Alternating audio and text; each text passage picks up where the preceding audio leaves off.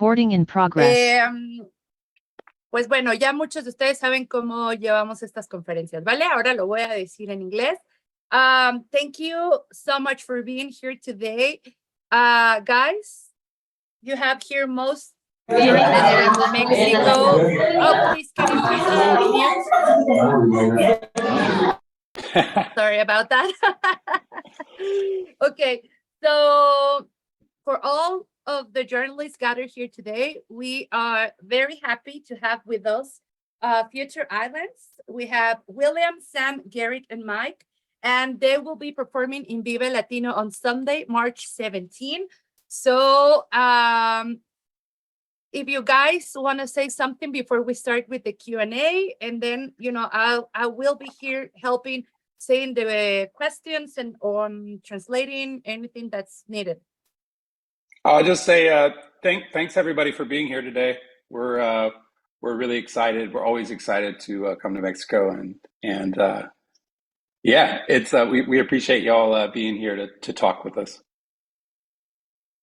Thank you so much. So let me just say this really quick in Spanish. Amigas y amigos periodistas, por favor, quienes quieran hacer una pregunta, por favor, ya sea que ustedes la digan o me la pongan en el chat, de preferencia en inglés, y ya yo les ayudo, ¿vale?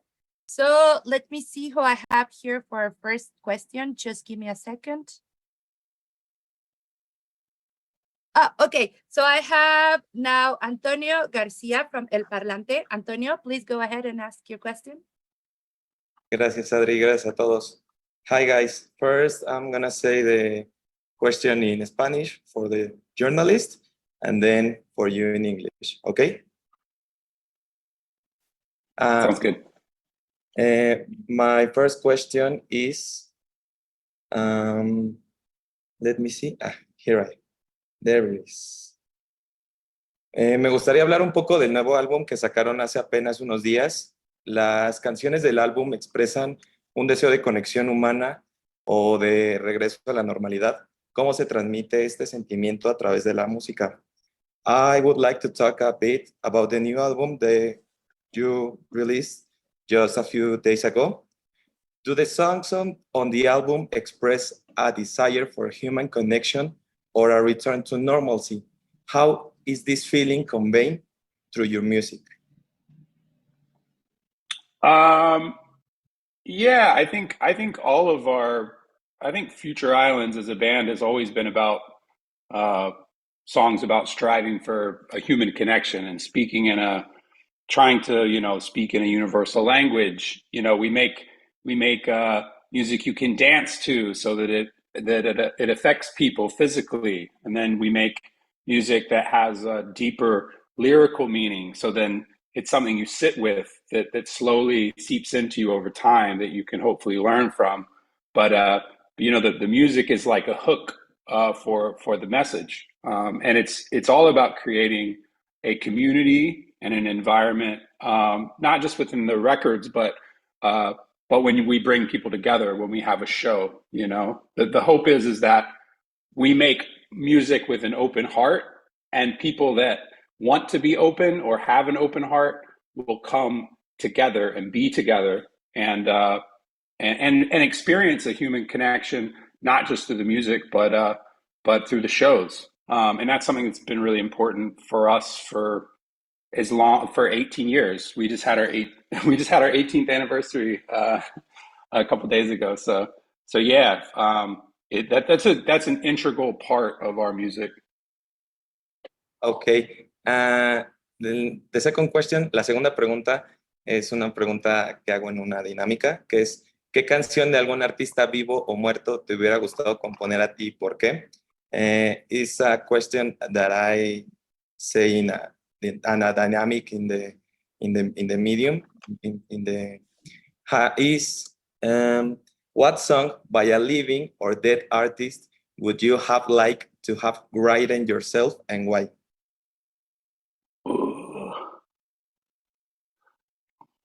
You guys got one? I've been obsessed with this. There's this song by this band called Lion that I've been listening to nonstop for the last week. over and over. And I woke up this morning singing it. You should all find it. It's called "You've Got a Woman."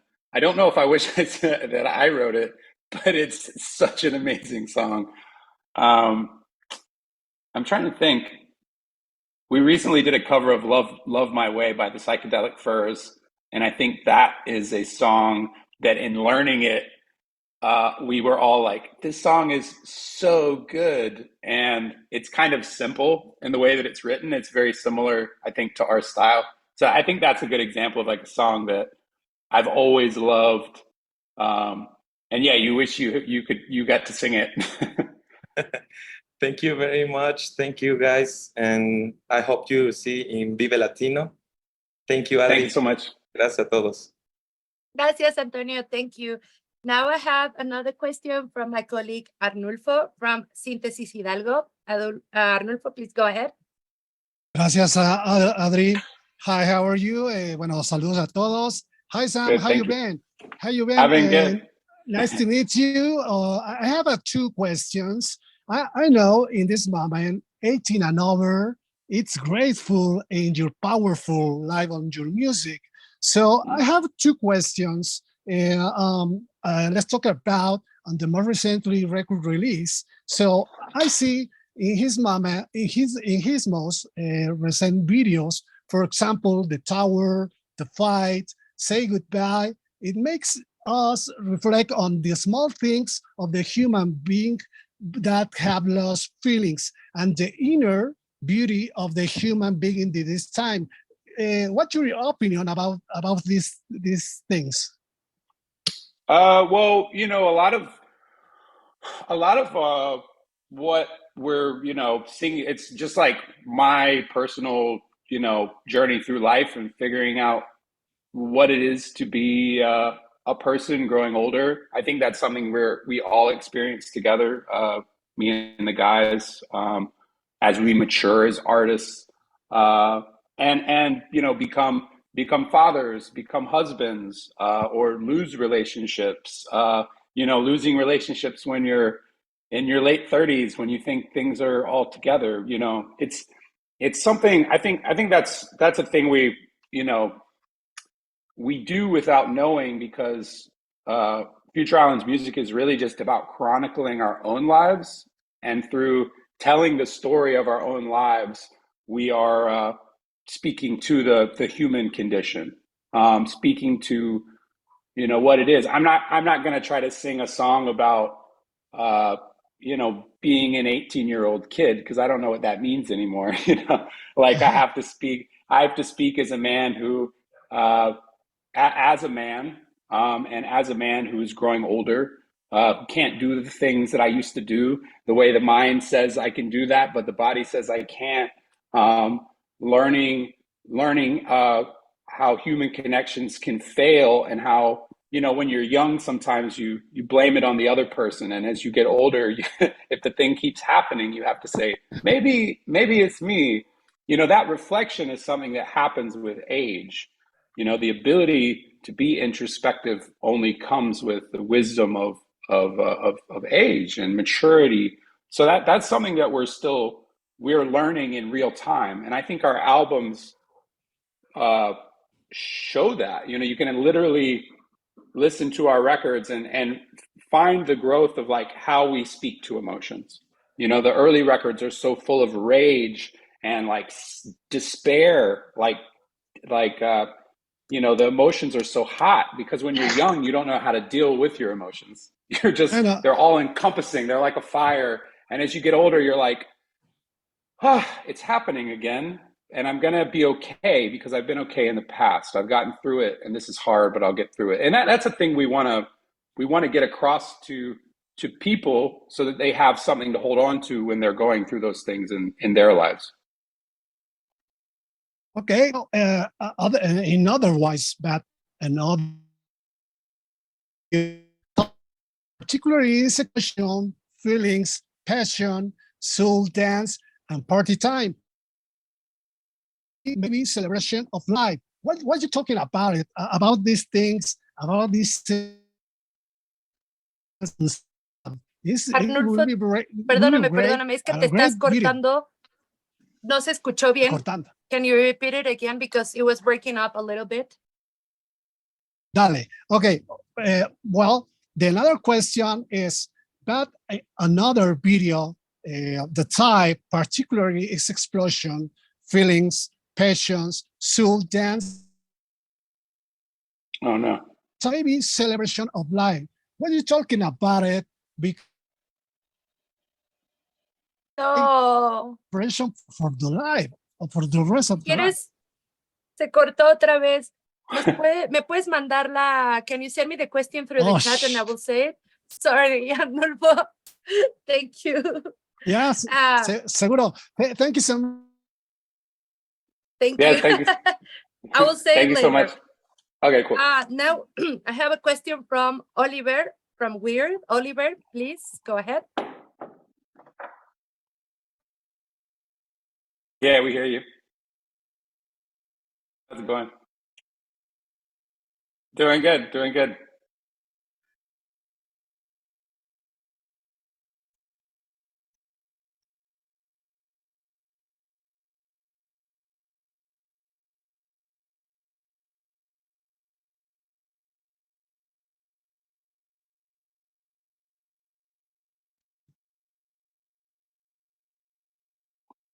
Sure. Do one of you guys want to take a question on the front side?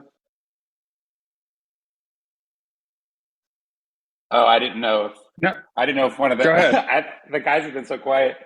Uh, yeah, I mean, yeah, that maturity I think is just it's a natural thing. It's kind of crazy to be making music and touring for, 2 decades now. You are going to go through changes, and the way the road works is going to change, like how you feel about it. I think for people who aren't there anymore, and especially in finding that title, which we were able to find through an artist, Bidalo, who did the cover artwork. It was the title for another one of her paintings. I think it really resonated with all of us, because it meant so many different things. The people who aren't there anymore being like the relationships we lose, the friends who move away when we're young and we never see again, the fact of, like, us being people who are on the road, who are away from our friends and family, the people we've lost to addiction and suicide, and just natural causes, like the grieving process of life. I think celebrating life, celebrating death is celebrating life. It's about speaking to that, and that's that maturity of an acceptance, and an acceptance of the harder parts of life, allowing us to grow and be stronger and be there for one another. That's so much of these lyrics are, a lot of times when I'm writing lyrics, I hope to just tell a story about myself honestly, because I believe if I'm honest, it will connect with the listener, and the people that need to hear, the song or the story will find it, because they will recognize the sincerity.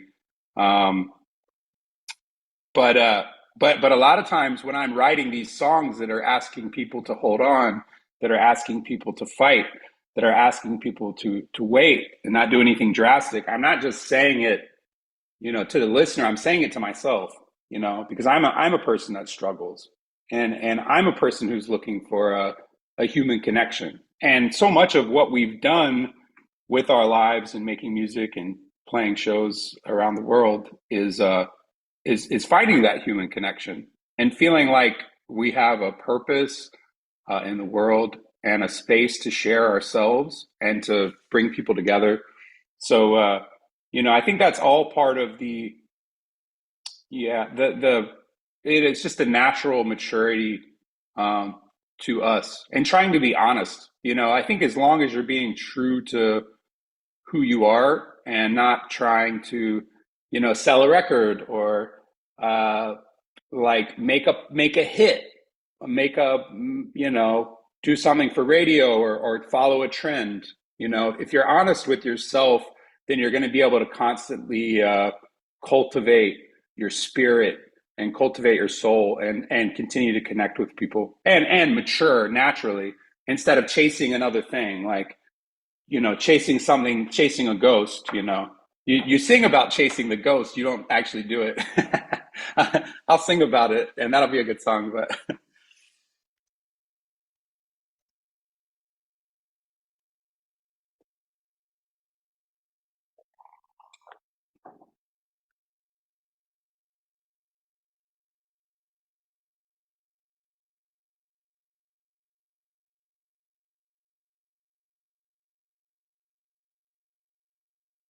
for one of our albums or of any album. Okay, let me think about that one. Well, you know, that's one of the great honors of being a musician, I think, and being able to have done it this long, you know, feeling really fortunate that you know, we have people that love what we do and support what we do and allow us to continue to be artists.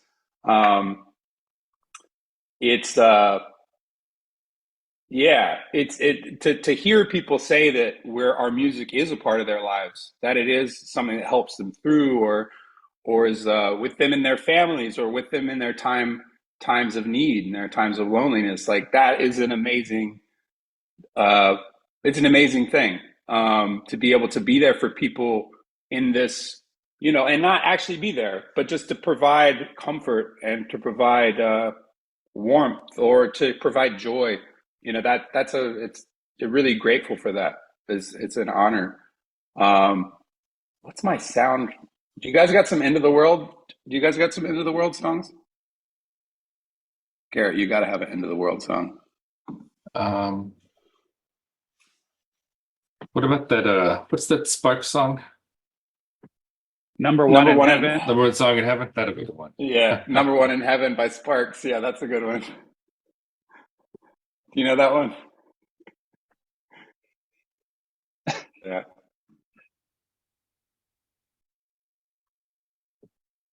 Awesome. Oh, Awesome. cool. Yeah, thank you so much. Thank you. Thank you. Gracias, Thank Oliver. you. Thank you. So now I move on with Andrés Díaz from Me Hace Ruido. Andrés. Hi there, Andrés. how are you? Good. Hey Here you there. are. Thank you. You know, writing a song is kind of can be a painful or a relieving experience, you know? And in this case, in this record especially, I have seen that you have evolved in a very interesting way of how you've been writing. So my question is, which song of this album do you think has been more painful or has been more has told you so much about yourself when you see it outside and you hear it as an outsider, you know? Mm. Oh, which song do we think is the most intense as an outsider listening? Yeah. Yeah.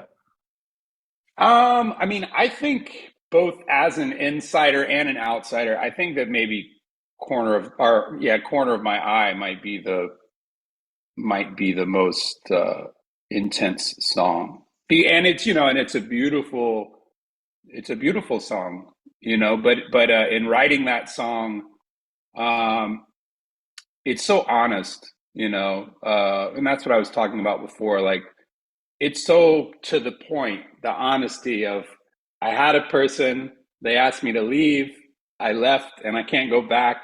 And that's like, I had peace in this place, and now I can't go there. Isn't that sad? You know, it's just like, but in singing that song, we recently did a little promotional tour, and we did some shows, and in singing that song, and you know, at the end there's these great thank yous, thank you, uh, and it just cracks you in the core. Like, for me to, it's cracked me. Like, for me to sing that, I don't know if you've ever yelled thank you. If any of you out there have ever screamed muchas gracias to the person that's gone, it connects it's a crazy cosmic chord. Like it just pulls something out of you. So I think the connection of that song, you know, that the words are written in a very plain way, in a very simple way to get across the emotions without any obscurity. Like there's no poetry. This is how it was. This is what happened. And I think that's the kind of storytelling that really connects with people on a larger scale. So yeah, I'm gonna go with that. Thank you so much for the answer. Yeah, thank you. Thank you for that. Now I move on with Samuel from Los Festivales. Samuel, can you hear me? Hi, guys. Hey there. I It's an honor being here with Future Islands. And my first question is, what do you think is the defining element of Future Island sound? But personally, for me, it's everything, but the Sam's voice and the Williams bass, it's wow.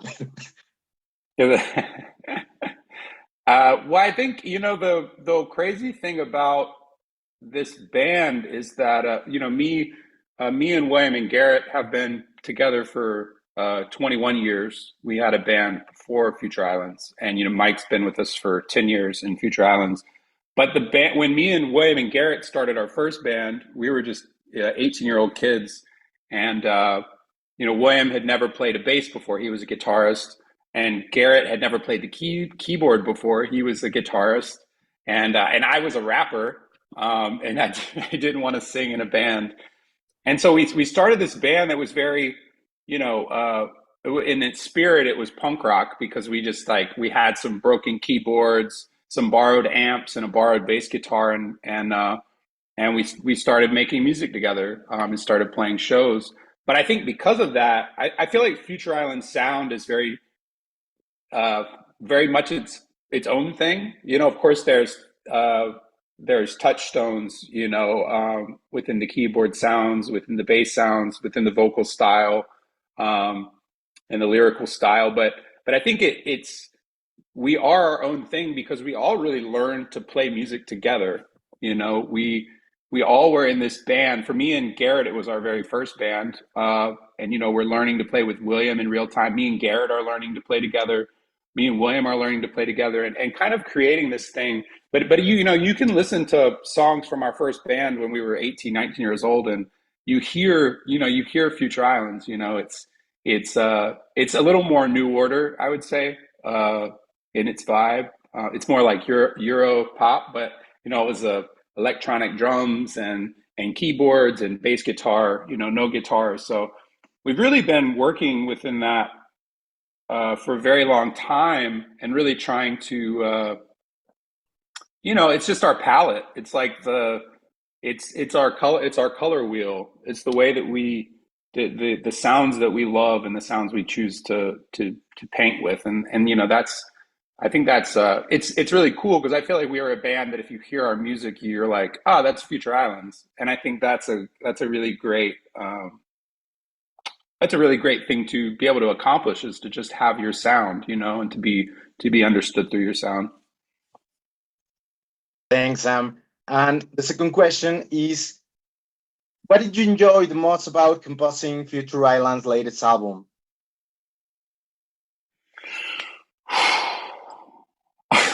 It was hard.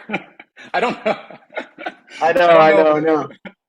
No, I mean, the thing was like, it was really hard for all of us. You know, William was going through a split. I went through a split. Garrett became a new father. Mike became a homeowner and like learning all this and like moving. And it was all during the pandemic. You know, the first 2 years of the record were in the pandemic. It was a crazy time. You know, there was a lot of sadness. There was a lot of joy. But there was a lot of work in it. And I think, you know, when you're going through big life changes, there's a lot of second guessing. And, you know, as you get older, you try to make sure that you make the right decision. So it takes longer to make a decision. You know, it took a long time to finish this record. And yeah, I think the joy,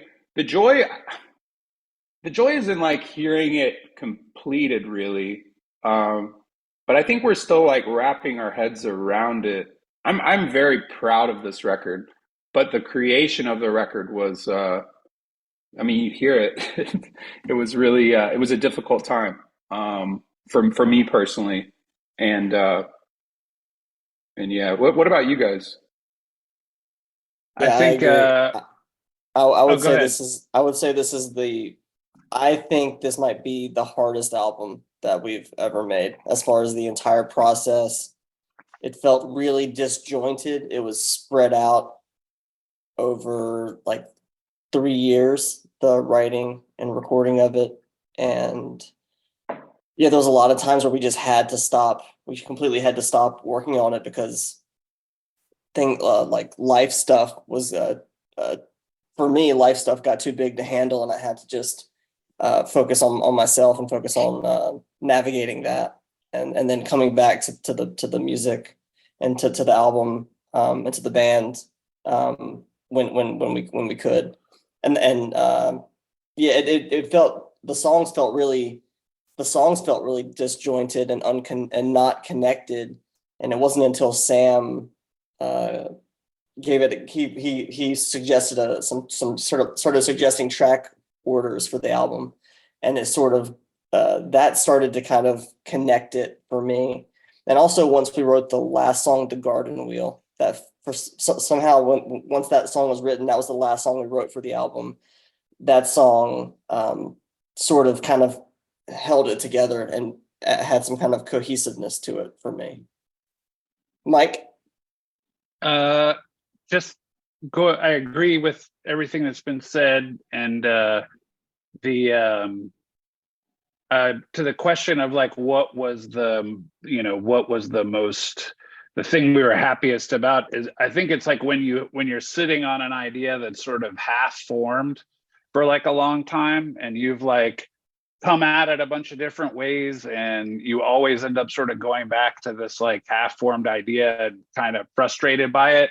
But then when you finally like crack it and it like becomes what it's gonna become, like when it becomes the final song, that's a really good feeling. And then there was a couple moments like with King of Sweden that would just, I mean, it was one of those moments in the studio that like that song came about out of us just like jamming, and it came together like really quickly. And like Sam wasn't even in the studio. He was like tele singing from Sweden, and because it was the Sunday, there was like no lag on the internet, so we were able to play and he was able to sing along.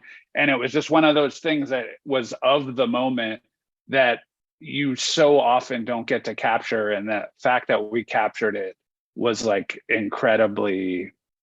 that's an incredibly fulfilling thing. That's an incredibly like exhilarating thing, you know. So just little moments like that, you know. I would say the Thief was a unique and new approach for us to songwriting, and in that it started off as a little demo that I sent to the guys, and then Garrett took a portion of the demo and essentially remixed it and wrote on top of it, which was it was kind of a new approach to the way that we could write. So that was a really exciting moment when that song came together.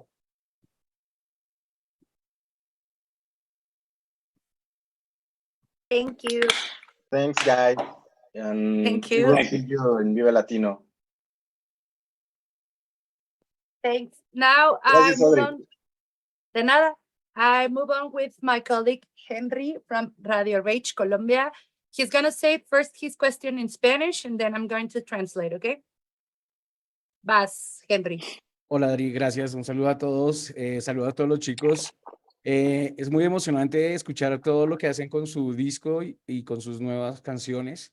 Pero la pregunta es, vea, van ahorita al Vive Latino y luego vienen a Bogotá al Stereo Picnic, aquí en Colombia. ¿Cómo sienten compartir con público, primero mexicano y luego terminar acá en Bogotá, y que también hay mucha expectativa de parte de sus seguidores y pues también de la prensa para verlos, cómo se sienten eso y qué conocen de Colombia.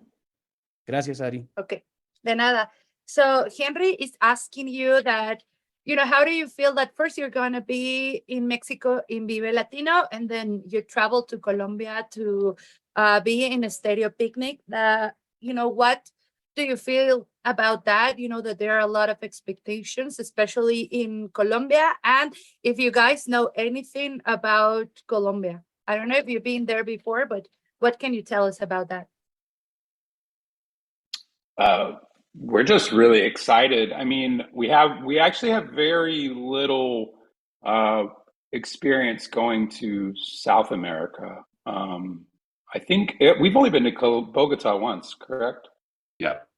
Yeah, and it was an awesome time. But I mean, in general, our experience in both Central and South America has been amazing. Like the I think it's just in the culture and the spirit of the people. There's just like passionate, that we really appreciate it. It was very different than it's very different than say touring in Europe or the UK. And we love that from the fans. I think there's also just like, yeah, I don't know. It's something about people understanding passion. People unafraid of love and death and being free and being out in the open and being together with people.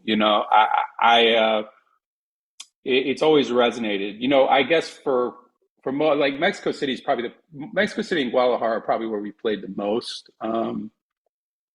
south of the U.S. So, but we always just have the most amazing time, and we try to get here. We try to get down south as much as possible, but it's always hard.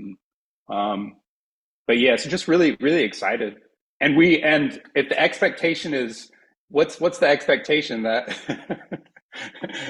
is it like, do we have to perform? Because I mean, we're gonna bring it. I'm so excited. We're gonna kill it. It'll be great. Thank you. For the rest of, the band, do you know anything about Colombia that you can share with Henry before your visit there to Stereo Picnic? Love the coffee. Really strong coffee in Colombia. Yeah, I mean, we were in and out of there so fast last time. I only really remember the show. I'm sort of looking forward to getting to be able to spend more time there, a little bit more time there this time around. Yeah, I feel like the first time we were there was just like airport, hotel, venue, hotel, airport. So, I got like walked around a little bit, but like I didn't really get to like experience Colombia at all like I would like to. But it seems wonderful. I'm super excited to go back, I remember that in Colombia, when we were there before in Bogota, they closed the major street that went through the town. Everyone was riding bikes and walking on I think it was a Sunday. And I thought that was so beautiful and awesome. And I wish more cities did that. Thank you, guys. Gracias, Henry. Gracias, Ari. Gracias, chicos. Gracias. Thank you. Now I move on with another question. This is from Cesar from Proceso Magazine. And I'm going to say it for him. It says, what do you think about the evolution of festivals around the world where you can hear a diversity of styles that go from rock, punk, metal, and electronic? And, at the same time, within that diversity, Vive Latino carries a message of social conscience together with fun, that it's all united by music. Do you think those messages are necessary in these times? I think Yeah. if there was ever a time for a message like that, it's now. Yeah, that's a good point. Yeah. I think promoting positivity and goodwill and equality, upliftment, and fighting against depression. Like these are things that we need. I think it's part of it's part of like being an artist too, you know, like being an artist is being a person who's on the outside, seeing the world and then reflecting upon it. Sometimes it's because you yourself feel like you're outside of an outcast, you're an outcast and you're trying to look in. And sometimes it's because you feel that that's your purpose, you know. And I think those messages of inclusion are extremely important to us, you know. Like that's what so much of our music is about you know, being okay with being different and finding yourself in your world, finding your strength in your difference, finding your strength in your weaknesses, and you know, finding peace with yourself and finding your people. So yeah, I mean, and I also I love a festival that has all kinds of stuff. You know, it brings all types of people together, and you walk by stages that you wouldn't, you know, you wouldn't know that you were looking for something, and then you find it. And that's like a thing that we've been fortunate enough to be able to play festivals for years now, and you know, it is a chance to make new fans out of just passersby. So, yeah. Thank you for that. Now I move on with Salvador Medina from Mutual MX. Salvador, please ask your question. Hola, ¿cómo están? Hello. Um, uh, they beat me to the question. Great answer in the previous three Oh yeah. question. I think so. I live in Guadalajara, so it will also be incredible to see it here. So my question is, from the first albums until today, how did you describe the growth and evolution, the band and the sound? And personally, what would you say is the best part of this whole process? Sam, Jared, William. In the best part of the writing process, or the process of like the band being together for so long? Yeah, the best part of this whole process about your career, about Future Islands, like a band. I think it is like it's the, you know, seeing the growth. You know, this is a thing that it was just a little tiny band, you know. We were just kids playing in our friends' living rooms, you know, and then we got, you know, into the coffee shop, and then we got into the bar, you know, and then we got on the stages. But we played, you know. I was reflecting with my girlfriend last night. I was like, you know, just 11 years ago, I was still sleeping on people's floors. You know, we would tour around the U.S., and every night, about halfway through the show, we would we would announce like, "Hey, if anybody has a place for us to stay tonight, come talk to us at the merch table after the show." You know, and that was only 10, 11 years ago. And so I feel like there's a lot of pride. You know, there's a lot of pride in watching this thing grow and it reach people, and continue to grow. You know, continue to find new homes. And you know, like with this newest album, I'm getting tons of texts from friends that are sending pictures of like their nieces and nephews, or their sons and daughters, like children dancing to our music. You know, like.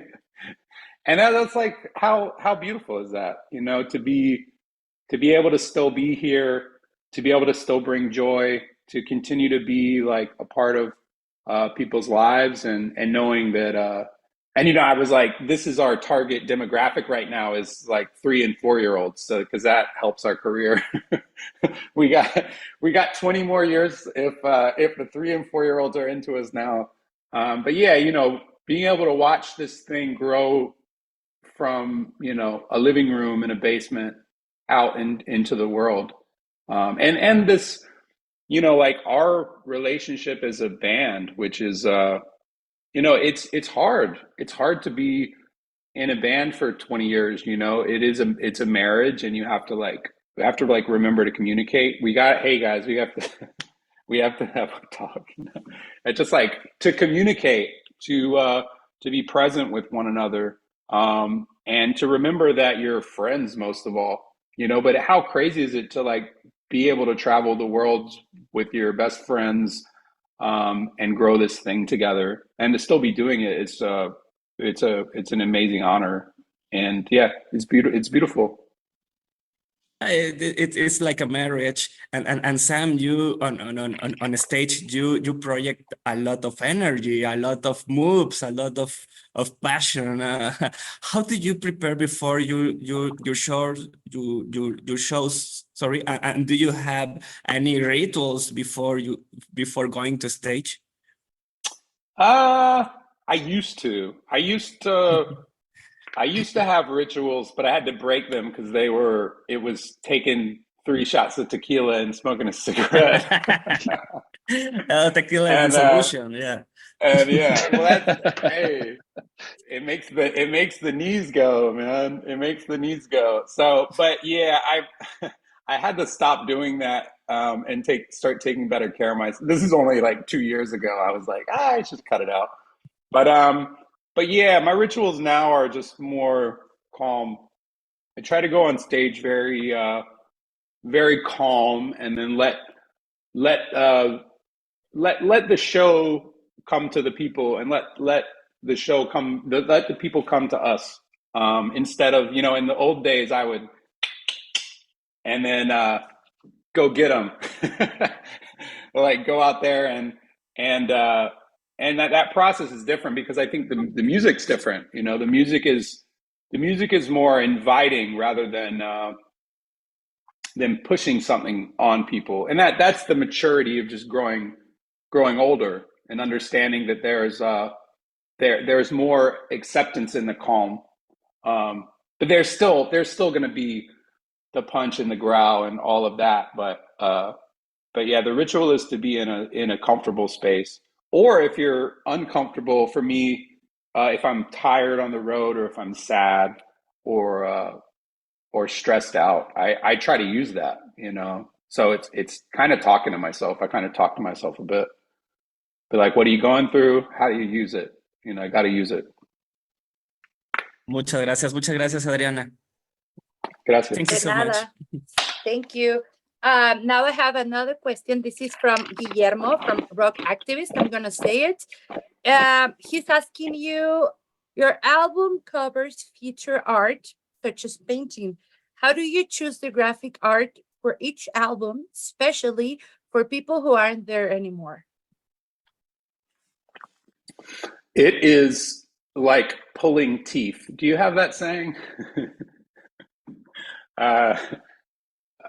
Choosing album art and choosing album titles and even song titles can be really hard, when you're 4 distinct people, and you all have different art, like sensibilities towards what you like and what you think works, and these things. And that's kind of the thing. Like, it's this long process of us sharing images back and forth. And if 2 people like it, that's good, but it's not enough. And if 3 people like it, it's a little scary because you're like, we're so close. And then it's rare that all 4 of us get on board, but that's kind of when we know that it's the art. If all 4 of us get on board with cover art. I think in the case with people who aren't there anymore, and the cover art was this artist, Vive, who's a New Mexico-based artist, and was just she was a fan of our music, and she came to a show, and she like tagged us in some posts, and I saw her work, looking at her story of her stuff from the show, and I was just like, wow, I was so taken by the symbolism within her work, the depth of feeling within kind of a flat plane. Like, a lot of her work has this very flat, kind of this 2-dimensional quality, but there's like a depth of emotion within this, like only like 3 or 4 colors. I don't know, but also like these recurring, like a certain kind of iconography, a symbolism within her work. Like I feel like her work is very distinct, and that's something that's very similar to us, and the way that our sound is and the way our music is. We have a lot of like recurring symbols, recurring characters and themes. And it's also very similar to our good friend Kimi Inawabi, who did 3 of our album covers. She did Wave Like Home, In Evening Air, and The Far Field. And Kimia is another artist who has, her own set of symbols and things that recur within her work, and a very distinct vision for her work. And I feel like when you have this visual artist who has this depth and is so like singularly them, and then you couple it with this music that has those same kinds of qualities, it actually they elevate one another, because the worlds dance together. The worlds of the different characters from these worlds come together in a way. So I don't know. I'm so happy that we found that artist, and then we were able to use her work, because it's gorgeous, and I feel that it really elevates the record. I mean, I honestly think that album cover is I can't imagine it being anything else. And it's inviting. It brings people in, and gives a new color to the record. Because you're, that's so much of it. You see this record you love, and you see the image. You don't when you think about a record you love, you don't think about the LP or the CD. You think about that album cover. Like finding that iconic image is so difficult. And finding something that represents your art that you care so deeply about is hard. But yeah, just go on Instagram. We will. We check certainly your will. messages. Yeah. Thank you. This next question is from Luis from Mr. Indy. It sort of connects to this one that you just answered. He's asking you, how is it to create the set list for a festival?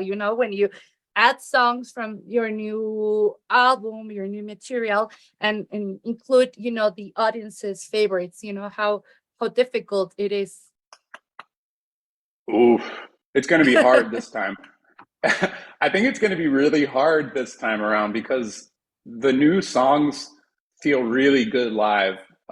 We just did some shows in London, and we just played the record. It was front to back, just the album. We did two shows, and it felt so good, and I think it was surprising to us how good the whole record sounded live.